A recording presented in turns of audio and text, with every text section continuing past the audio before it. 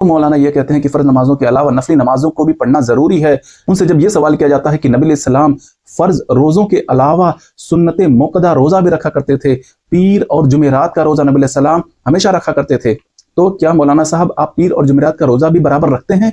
और अगर ये सुन्नत मुक़द्दा रोज़ा अगर आप नहीं रखते हैं तो फिर आपके रमज़ान के रोज़ा भी ज़ाया हो सकते हैं।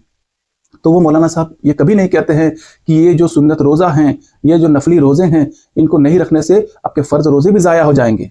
याद रखिए, किसी भी बंदे पर आप जब एक्स्ट्रा बोझ डालते हैं जो कि नबी अलैहिस्सलाम ने तालीम हुक्म नहीं फरमाया, तो आप उस बंदे के साथ जुल्म करते हैं।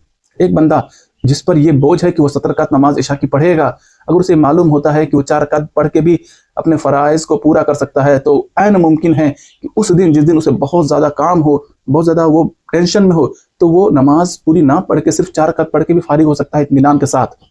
लेकिन जब उसके दिमाग में ये कीड़ा डाल दिया जाता है कि तुम नफली इबादतें नहीं करोगे, सुन्नतें नहीं करोगे, पूरी 7 रकात नमाज नहीं पढ़ोगे, तो तुम्हारी वो 4 रकात नमाज भी खतरे में पड़ जाएगी, तुम्हारी वो 4 रकात नमाज भी ज़ाया हो सकती है। तो वो बंदा या फिर पढ़ेगा तो पूरी 17 पढ़ेगा, अदरवाइज वो 4 भी छोड़ देगा।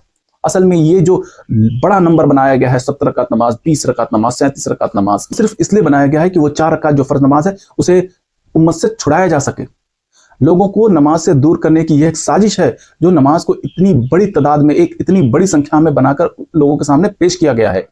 हज़रत आयशा रज़ियल्लाहु अन्हा फरमाती हैं कि नबी अलैहिस्सलाम चाहे रमज़ान हो चाहे गैर रमज़ान हो, कभी भी रात की नमाज 11 रकात से ज़्यादा नहीं पढ़े हैं। और ऐसा नहीं है कि नफल इबादतों का महत्व नहीं है इस्लाम में, बिल्कुल है, बहुत है। अल्लाह ताला फरमाते हैं कि मेरा बंदा नफल इबादतों से मेरे करीब होने लगता है, यहाँ तक कि मैं उससे मोहब्बत करने लगता हूँ। नबी अलैहिस्सलाम फरमाते हैं कि क़यामत के दिन सबसे पहले नमाज का हिसाब होगा, और जब फ़र्ज नमाजें कम पड़ जाएंगी किसी बंदे की, तो अल्लाह ताला फरमाएगा फरिश्तों से कि देखो क्या इसके पास नफली नमाजें भी हैं।